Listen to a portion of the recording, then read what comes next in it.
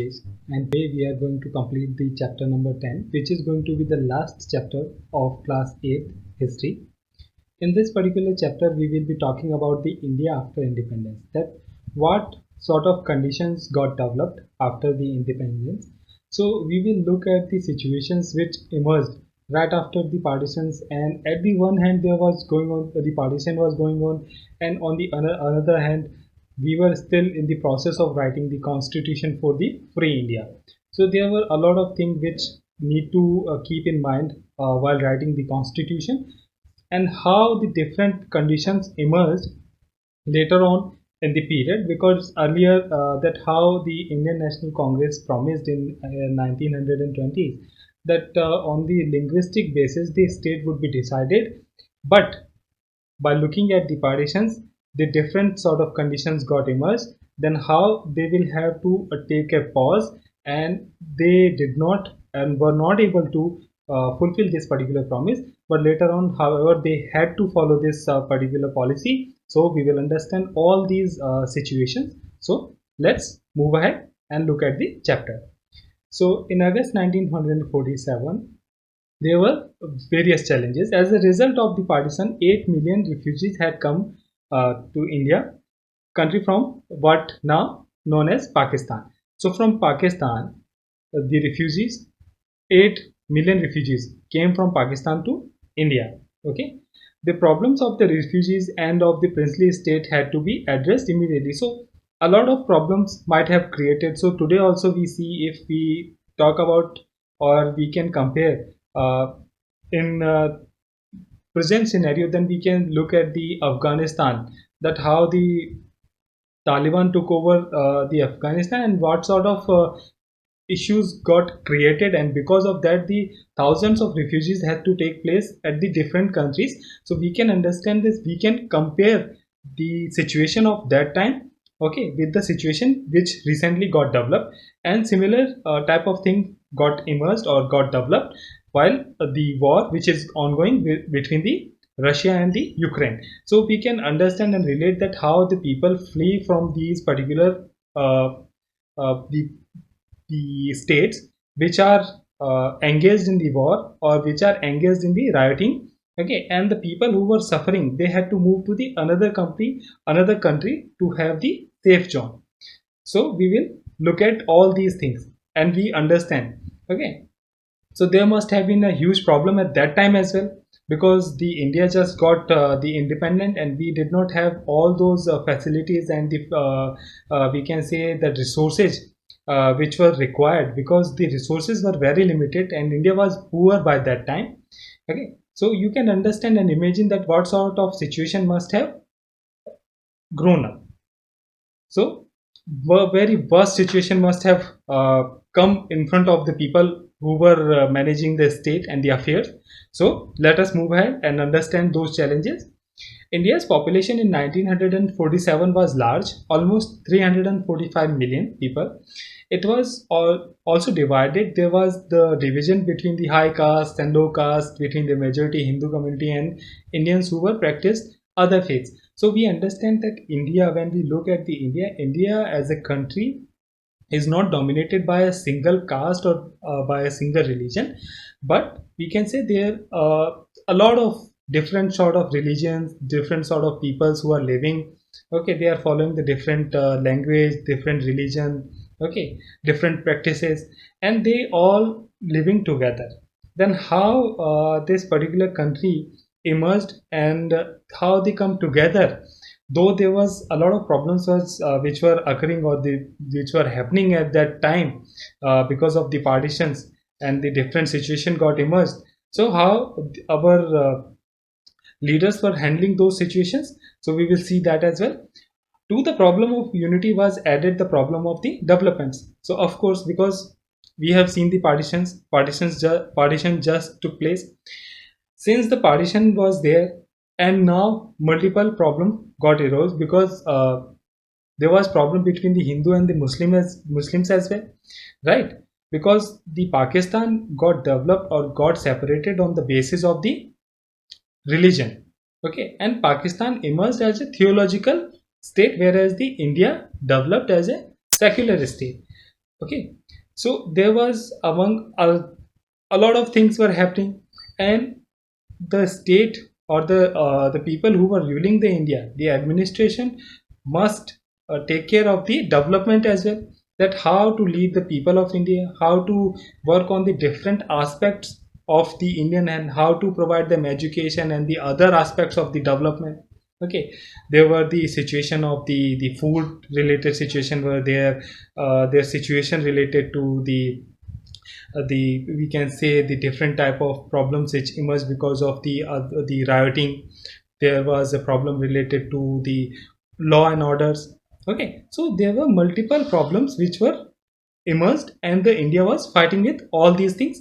Along with them, there was one more thing which was taking care of the development. So how they paid the attention, we can understand by going through this particular paragraph. So I will be reading this particular paragraph and will try to explain, and you would be able to understand the situation of that time. The unity and development had to go hand in hand. If the divisions between the different sections of the India were not healed, they could result in the violent and costly conflicts, high caste fighting with the low caste, Hindus with the Muslims.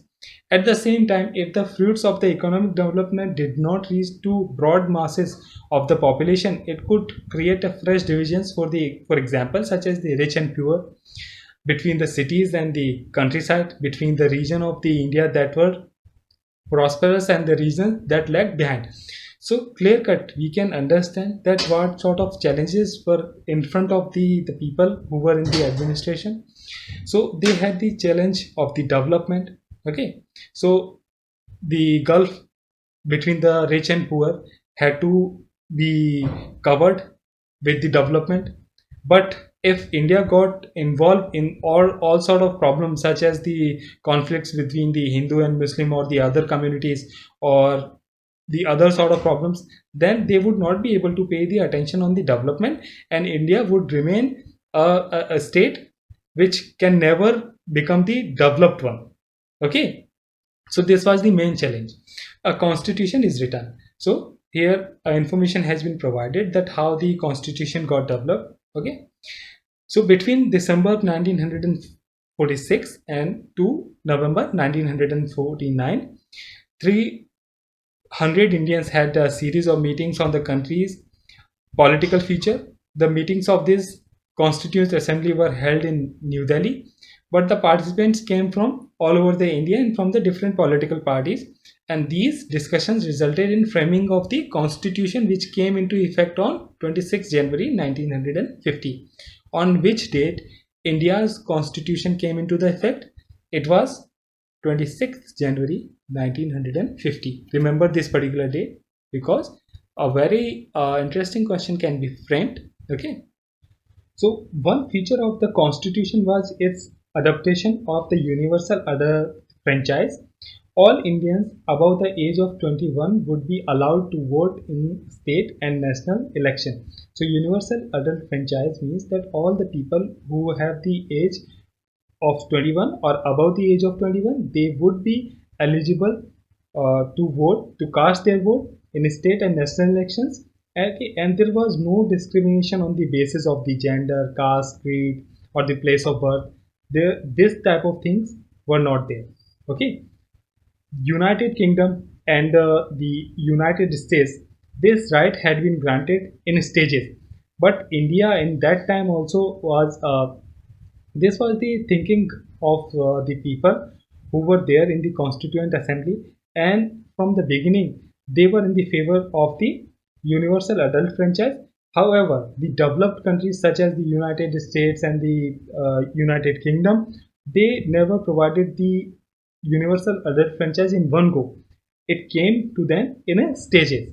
Okay, first only men of the with the property had the right to vote. Then the men who were educated were given this right, and then the working class men got the vote only after a long struggle. But India was a country where it provided without any struggle, because the people who were there in the Constituent Assembly, they understood the importance of the participation of the people. Okay, hence they provided the universal adult franchisee from the beginning.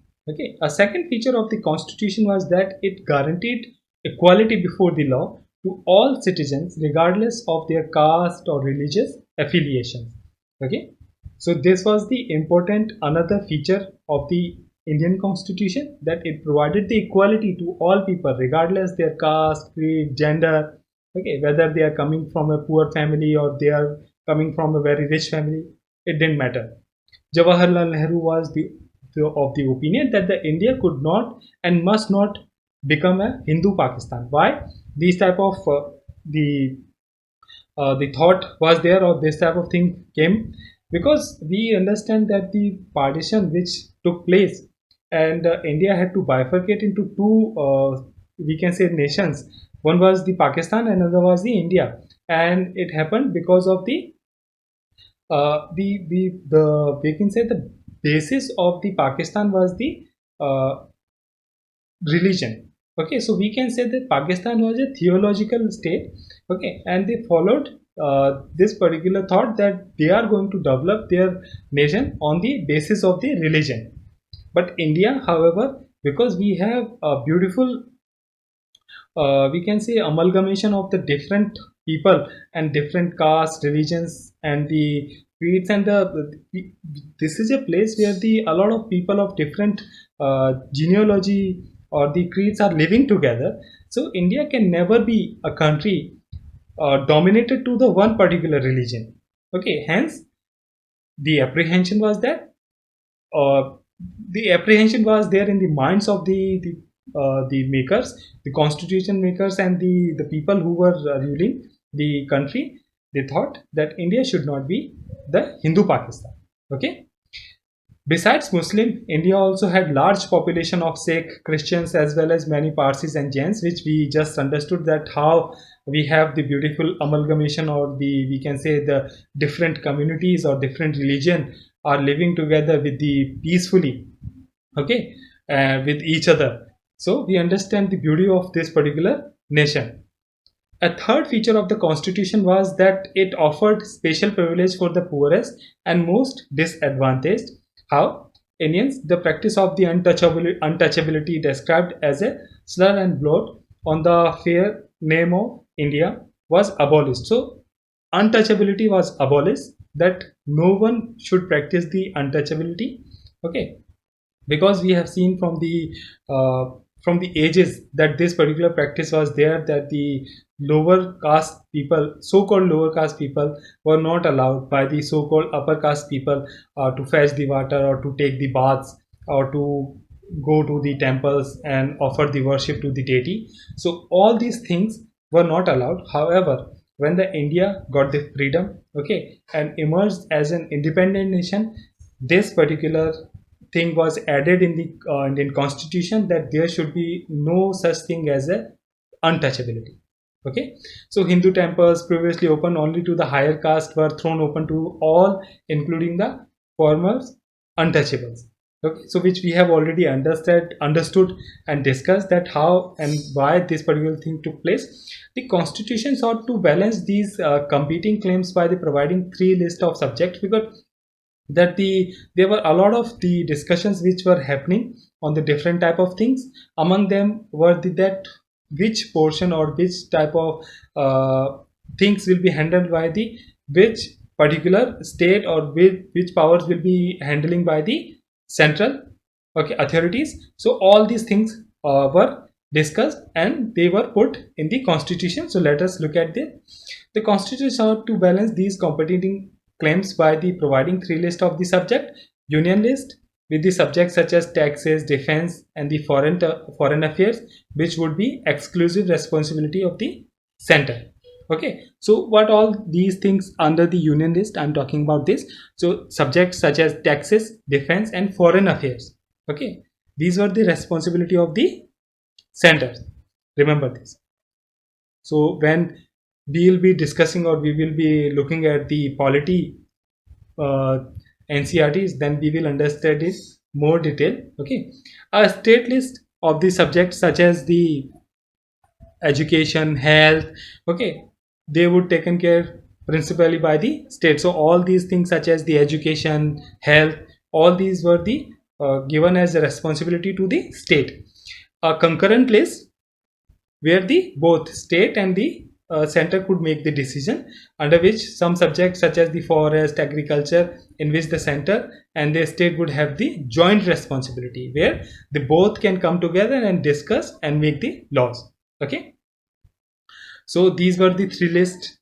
Dr. Ambedkar, who was the chairman of the drafting committee and under whose supervision the document was finalized. So, one important fact, let us underline that Dr. Ambedkar, who was the chairman of the drafting committee under whose supervision the document was finalized. So, which document we are talking to?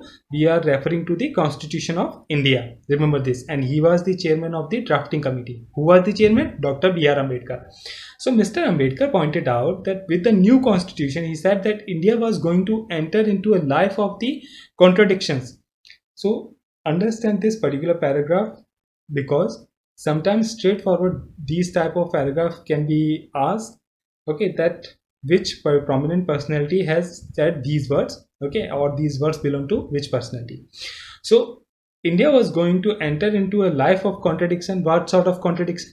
In politics, we have the equality. In social and in economic life, we will have inequality. So he was concerned that though we were able to provide the equality in the politics, okay, but in social and economic life we have the inequality. So this was some sort of the apprehension or some sort of concern which was shown by the Dr. B.R. Ambedkar. In politics, we will be recognizing the principle of one man, one vote, and one value.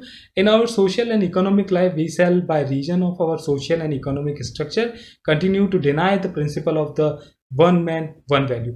So he was concerned that in political affairs, though we have provided this thing that one vote, one man, one boy value, but however in social and in economic life, we have not achieved the principle of one man or one value. We need to achieve this any which ways. Though he just provided this thought and warned the people who were ruling at that time or who will be ruling in the future. Okay, so this sort of information or this sort of concern was shown by the Dr. B.R. Ambedkar. Remember this. So how were the states to be formed? In 1920s, the Indian National Congress has promised that once the country won the independence, each major linguistic group would have its own province. So the thing which we already discussed in the opening. So let us understand in detail that what sort of situations emerged, and because of that, the Indian National Congress could not keep its promise. However, after independence, the Congress did not take the step to honor this promise. For India has been divided on the basis of religion. Despite the wishes of the efforts of Mahatma Gandhi, freedom had come not to one nation but to two. As a result of the partition of India, more than 1 million people had been killed in riots between Hindu and Muslims. Could the country afford further division on the basis of language? So this was the very prominent question at that time, because a lot of things happened. Killings were going on, riots happened, partitions happened. Okay, so the constitution maker and the people who were ruling, they thought that are we in the position to to divide the country on the basis of the language, right? So very good question, very valid question. Okay, so both Prime Minister Nehru and the Deputy Prime Minister Vallabhbhai Patel were against the creation of linguistic states because they were apprehensive for the problem which might occur, which occurred previously when the Britishers announced that India going to be partitioned.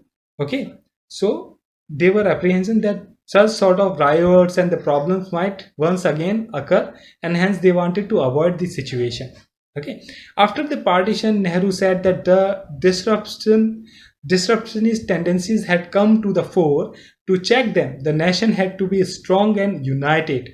Okay, that this is the time that we need to come together and we need to be strong and united, rather than being distributed or being divided on the basis of the language is not a good thing as of now. Maybe in later we can do that. However, these were not the particular words, but what he meant, that as a people we need to be strong and united. We should not be divided on the basis of the language. Okay, Or what Patel said about this, that the first and the last need of the India at the present moment is that it should be made a nation. Everything which helps the growth of the nationalism had to go forward, and everything which throws the obstacle in its way had to be rejected. We have applied this test to linguistic provinces. Also, any of this test, in our opinion, cannot be supported. So this was his thought, very clear thought about this, that we must focus on the nationalism thoughts, okay, and we must put nation first. We must be united, and whatever or anything which may divide India should not be practiced as of now, okay. So the strongest protest, however, came from the Telugu speaking district of what was the Madras presidency. At the right hand side, before discussing that, we in this particular box the information has been provided. Personality's image has also been shown. This particular personality's name is Poti Sri Ramalu. So he was a Gandhian leader who died fasting for the separate state for the Telugu speakers. Remember this, okay. He was a prominent Gandhian.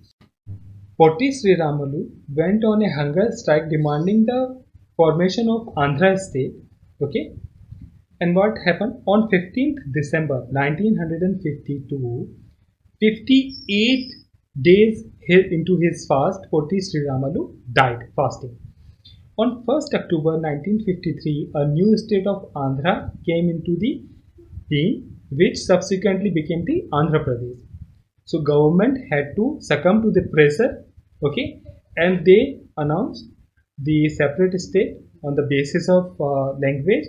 And the first state of India was which came or which became as a state on the basis of language was the Andhra Pradesh. Remember this.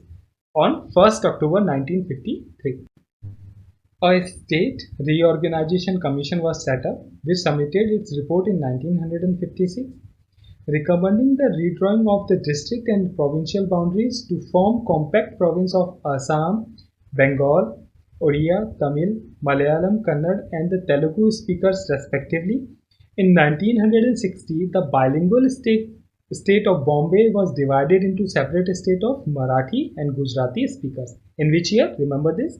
In 1960. And in 1966, what would happen? The state of Punjab was also divided into Punjab and Haryana. Remember this, okay.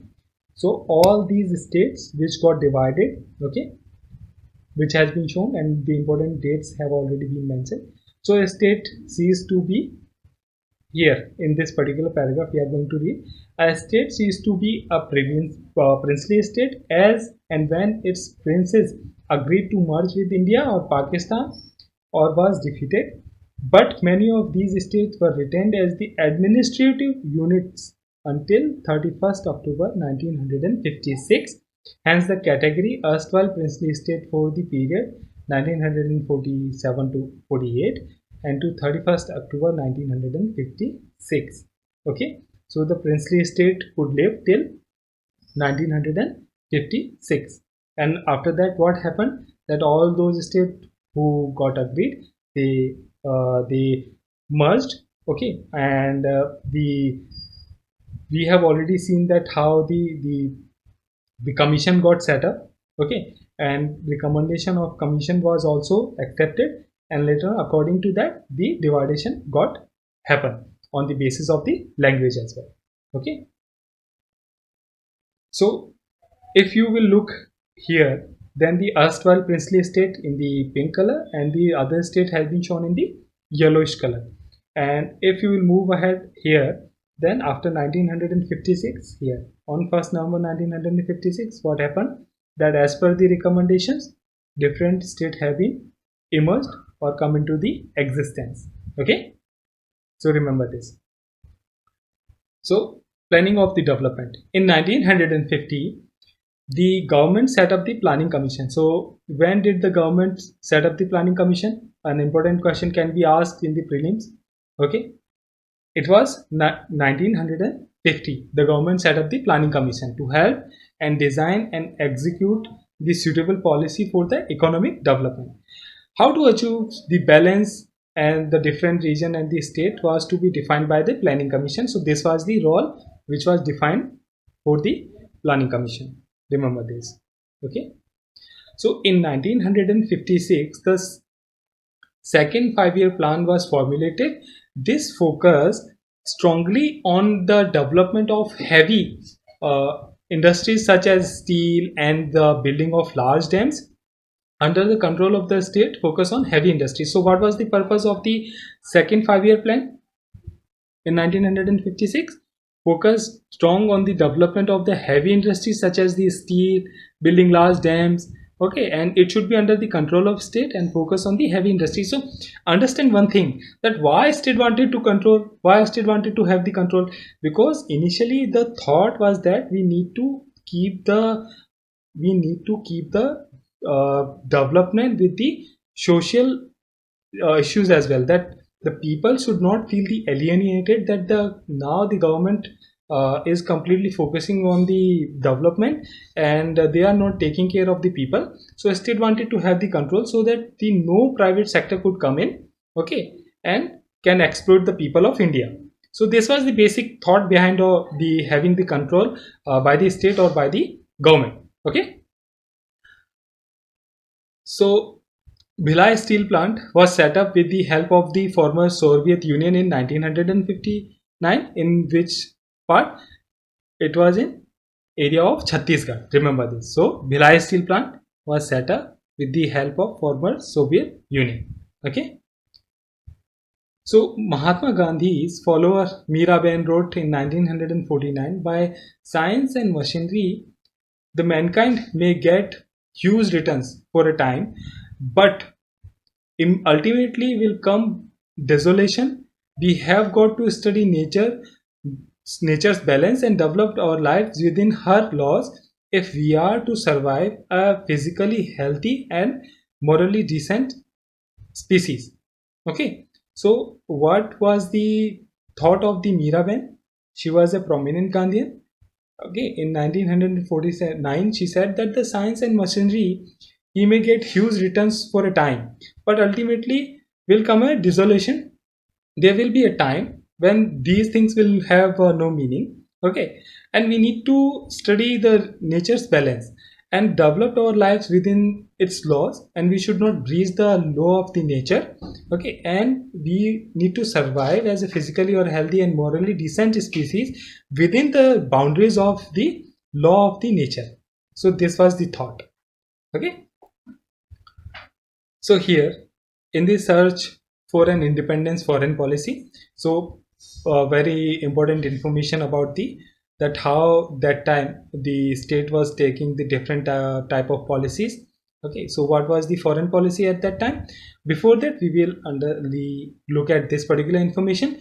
Krishna Menon led the Indian delegation to the UN between 1952 to 1962, from 1952 and 1962, and argue for a policy of non-alignment. So what was the policy of non-alignment? We will understand in this particular paragraph. So let us read it.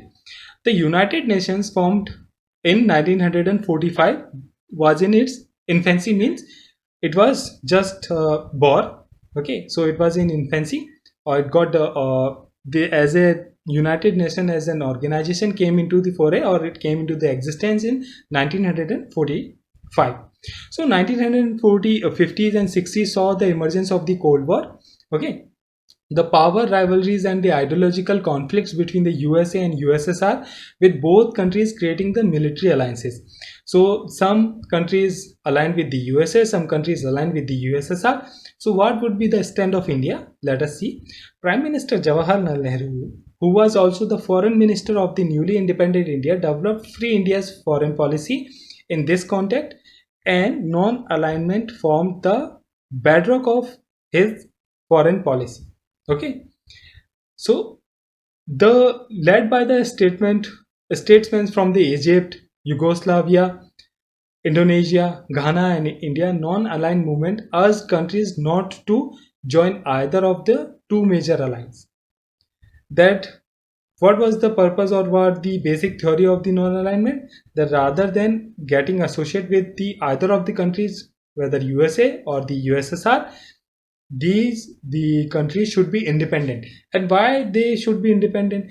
Because these nations and the most of the nations, including the India, they got the freedom recently, and they wanted to have the focus on the development rather than getting involved in any sort of war or any type of cold war or hot war. They wanted to prevent themselves, and they wanted to focus core on the development. This was the purpose.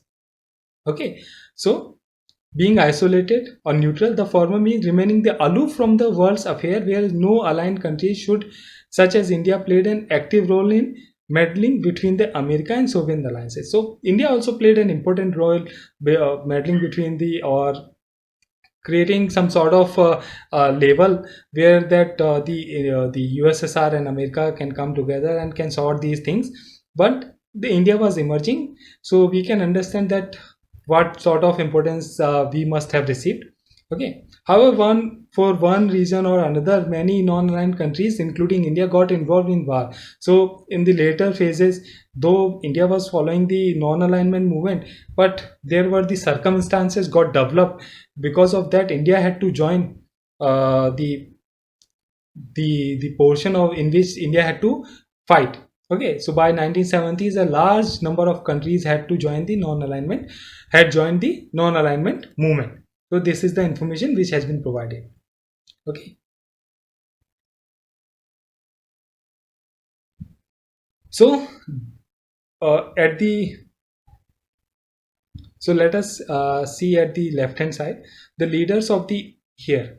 The leaders of the Asian and African countries meet at the Bandung, Indonesia, 1955.